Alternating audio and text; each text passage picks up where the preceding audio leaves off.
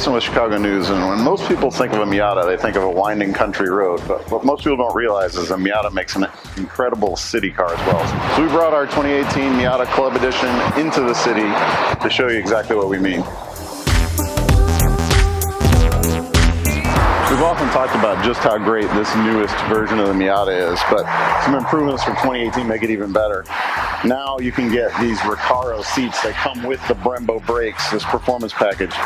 These seats really make a huge difference. Bose speakers again up in the headrest, which when you have the top down and you're going down the road, it really makes a difference. Here we are with a beautiful car in a beautiful city surrounded by beautiful people, but Miatas are for driving even when you're in the city. So let's hop in and take off. Motherfucker! You hit me in the ear! Well, Jesus, I'm sorry. Ow! Christ! Why the ear? One of the most enjoyable things to do when driving around the city with a convertible is look up at all the buildings. You can really see everything around you. Not only is that more fun, but it's safer. These days, bicycle traffic is increasing, so, having that extra visibility is a great asset here in the city. There's a couple things that are really important for a car that you use in the city, and probably number one is size. You don't want a big car. SUVs are a pain in the butt. Trying to park them, it's just everything about it sucks, but as long as you don't need to carry any extra people or a lot of stuff, Miata is a great way to buzz around the city. You can always find a place to park it. And let's not forget, it's still a Miata. It's still fun to drive. Of course, when that cabbie tries to cut you off, this thing's got plenty of pep. It's a good reminder that horsepower isn't always the most important thing, but having a lightweight vehicle means this thing is really quick. Sitting down lower like you do in this Miata forces you to look further ahead, which means here in the city you catch what's going on ahead of time. You don't get surprised by anything. When you're sitting in an SUV, you're looking down on everything. It's much better to be looking up. The only reason we put the top up is because it was just too bright to film. It's really a shame because driving this thing around the city with the top down is a real treat. Mazda really nailed it when they made this latest generation of Miata. The driving dynamics, certainly the power delivery, the transmission feel incredible, but what's really incredible is the way that this thing handles. You've just got so much available grip, but an incredible direct feel. The second that you turn this steering wheel, it translates into direction change. Really razor sharp turn in, but followed by a great balance, and you can slide this car around without going at triple digit speeds like you have to in a big car with big power and big tires. So it makes this performance actually accessible, which is what makes a Miata so much fun. There's lots of rumors about the Miata getting more horsepower next year. Remains to be confirmed exactly what those numbers are going to mean, but it almost doesn't need more power. This thing is just fantastic to drive.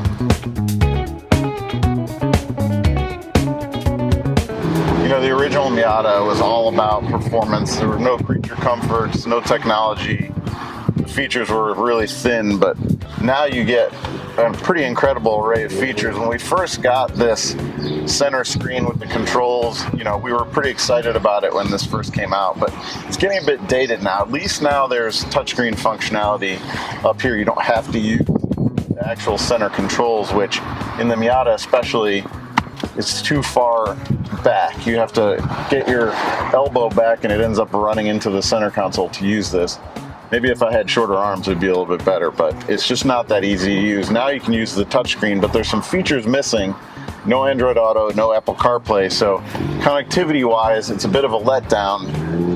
The other letdown is the power output of these USB and power ports. There just isn't enough to really properly charge a phone. It's a disappointment in this day and age. So let's talk for a second about these new for 2018 Recaro seats. Really transformative. They were supportive enough, but over time I've had a chance to put a lot of miles on one. They kind of start to lose their support. They feel a little bit flat. These things are incredibly supportive. You've got all the right amount of lumbar support, thigh support. You've got great bolsters to hold you in place when you do find some curvy roads. which there's really not enough of around here. But really, actually, without a question, I would say check this option box. It's pretty pricey. It comes with the brakes and the seats, but the option is absolutely worth it just from the time spent in these seats so far. So we thought we'd bring this Miata to one of the most notoriously difficult neighborhoods in Chicago to park. We're in the West Loop. We're gonna try to see if we can find a spot and show just how easy it is to park this Miata. You know, a backup camera would help with this, but there's not very many cars that would fit into this spot. Not sure why there's no backup camera. I believe it's a regulation now that all cars have to have it. There must be some sort of exemption for a two-seater. Besides the seats, the rest of this interior is fantastic as well. You've got red contrasting stitching on the wheel, door panels on the dash. And it's actual legit stitching. I mean, you can see the individual threads, and it looks hand-stitched. We all know in a Miata, a mass-produced car like this, it's not hand-stitched. But what they've done is they've done it in such a way where there's little variation in these, and it just gives this car a little bit more personality, a little bit more character. All sorts of little touches that remind you that this is really a performance in a driver's car. The tachometer is center, and it is the biggest gauge here.